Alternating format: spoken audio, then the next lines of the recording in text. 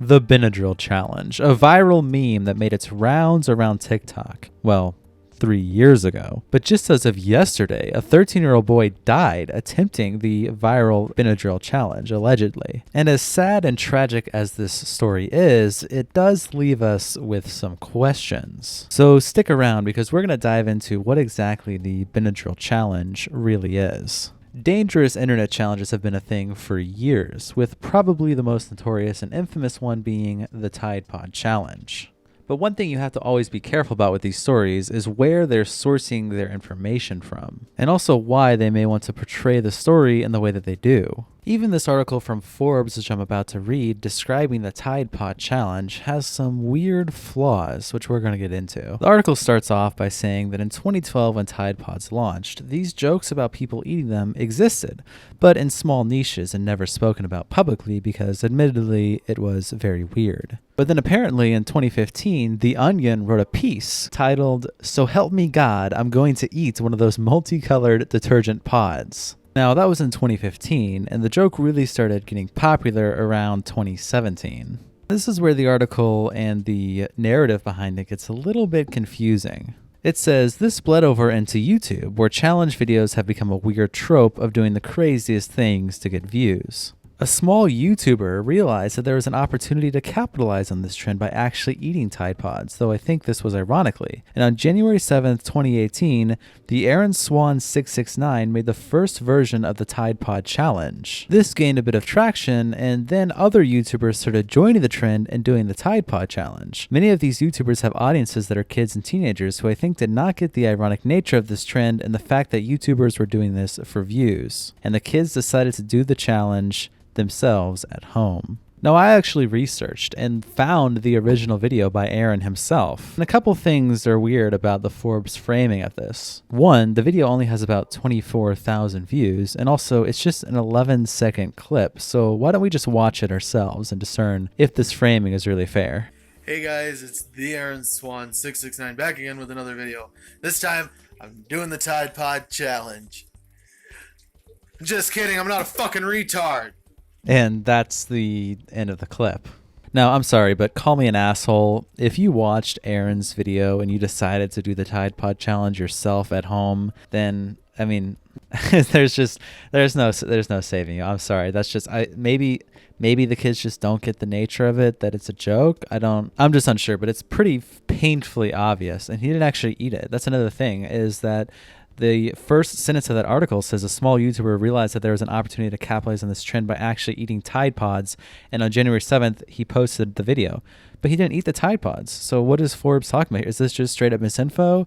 Is there maybe a deleted video that I couldn't find? I mean, this was released on January 7th, 2018. So am I missing something here? Maybe he deleted it off of YouTube?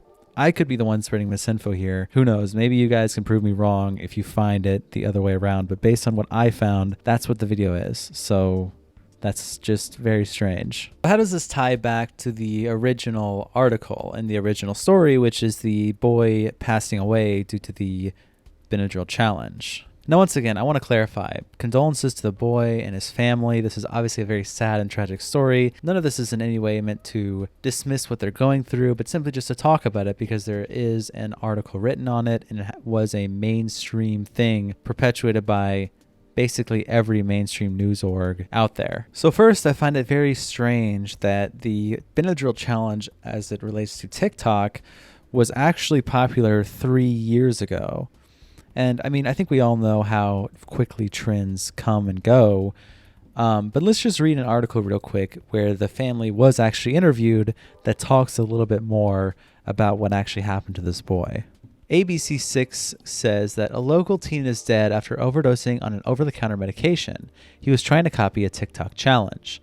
The challenge was to take 12 to 14 pills, which would create a hallucination, but instead that overdose killed 13-year-old Jacob Stevens. Jacob's family told ABC6 that he was on a ventilator for about a week. Jacob overdosed on Benadryl after attempting a TikTok challenge. Justin said the teen was at home with friends when he overdosed. He said Jacob's friends filmed him attempting the social media challenge when all of a sudden his body started seizing. So obviously there is an implication here that the boys around him peer pressured him into following this challenge, but the thing thing is we have to make sure whether it's really a TikTok challenge or just something on the internet. And the reason this is important is because if you guys aren't aware, there has been a huge push by Congress to ban TikTok. It was viral a couple weeks ago. Everyone was going crazy over it. You had U.S. congressmen yelling and saying kids are dying, kids are getting killed. For example, this congressman brought a board to Congress to the hearing. Oh, I should clarify. Yeah, there was a hearing where the U.S. TikTok CEO actually came to Congress to testify against why his app shouldn't be banned and why he doesn't steal data, et cetera, yada, yada. And this congressman was pointing out things on there saying that kids were dying and kids were doing crazy, dangerous things. But the problem is that this isn't particularly local to TikTok. And neither is the Benadryl challenge or the Benadryl meme. In fact, even in the board that I was referencing, they actually point out a lady who attempted the Benadryl challenge, quote unquote. But really, this was complete misinfo by the US Congress, and the girl in the board actually came out and testified otherwise. So I'm just going to play a short that I made on me and my roommate's other channel, Red Fox Comms. Shout out Red Fox Comms, go subscribe there, and it'll give you a bit of the information regarding this girl. If you look behind me, Mr. Crew, you see some of the challenges that we've seen on TikTok. You know about them. You know about the milk crate. You know about the blackout challenge. You know about the NyQuil chicken challenge, the Benadryl challenge, the dragon's breath liquid nitrogen trend. In that right corner, that's me. And that's my video. That's me. That is not a result of the Benadryl challenge. That is my overdose from 2019, before I even had TikTok and before I even Benadryl challenge was a thing. And let me just say, as a poster child up there, I love TikTok and I don't want it to be banned. So as sad as this story is, we have to make sure that people aren't twisting things like this into justifying censorship and bans of social media apps, which are not actually guilty of what they're being accused of. Because the Benadryl meme has been around for years, almost as long as the Tide Pod meme, actually. On March 18th, 2018, a now deleted Redditor posted this meme portraying Benadryl and saying, "You can't sneeze if the spiders are around," putting a bunch of pink spiders around you. Basically, the idea is when you take Benadryl, it starts making you hallucinate and see spiders. This has been a thing since before it was even a challenge on TikTok. Here's another meme. "No, Carl, there will be no delirium psychosis in my classroom." Okay, Miss Frizz, I'm about to head out. So these have been going around the internet since 2018, 2019, 2020. There was even a term called the 700 Club, which was taking 700 milligrams of Benadryl, which was a term coined allegedly on 420chan and was talked about on 4chan as early as May 2014. So the Benadryl challenge and the Benadryl meme has been a thing for years, almost a decade now, actually. So to portray this as a TikTok challenge exclusively, to be clear, is misinformation, and to use it to justify the banning of TikTok is ridiculous and will just lead to the banning of every single other website that made a single meme about Benadryl, which is just completely unfair and unfathomable. The onus should be on the parents to protect their children, because people on the internet are always going to be insane and make funny memes and make insane memes. And if the children are participating in it without knowing the dangers, then that's on the parents. Or you can say it's on social media as a whole, if you'd like. If you want to just blame social media as an entirety because maybe it was out of the parents' knowledge or control, that's also fair. That's a completely fair assessment. But I'm personally not for banning the entirety of social media, because there are some kids who,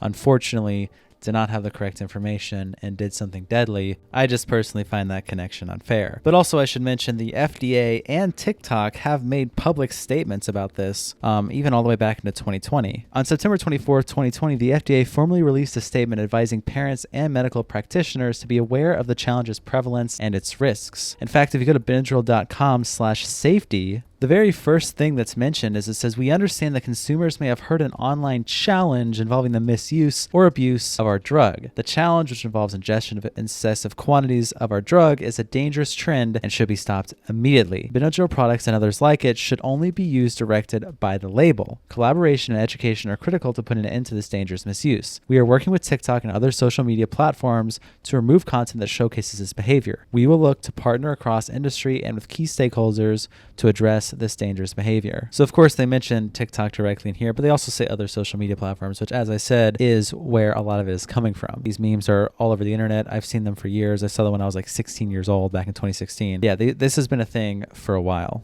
But actually, as of this most recent controversy, TikTok themselves did come out and make a statement. And they said, "Our deepest sympathies go out to the family. At TikTok, we strictly prohibit and remove content that promotes dangerous behavior with the safety of our community as a priority. We have never seen this type of content trend on our platform and have blocked searches for years to help discourage copycat behavior. Our team of 40,000 safety professionals works to remove violations of our community guidelines, and we encourage our community to report any content or accounts they're concerned about." So like I said, I mean, I feel like this is not a TikTok exclusive thing. People always say that it is. People try to frame it as it is. It's not. It's been a thing on the internet for years.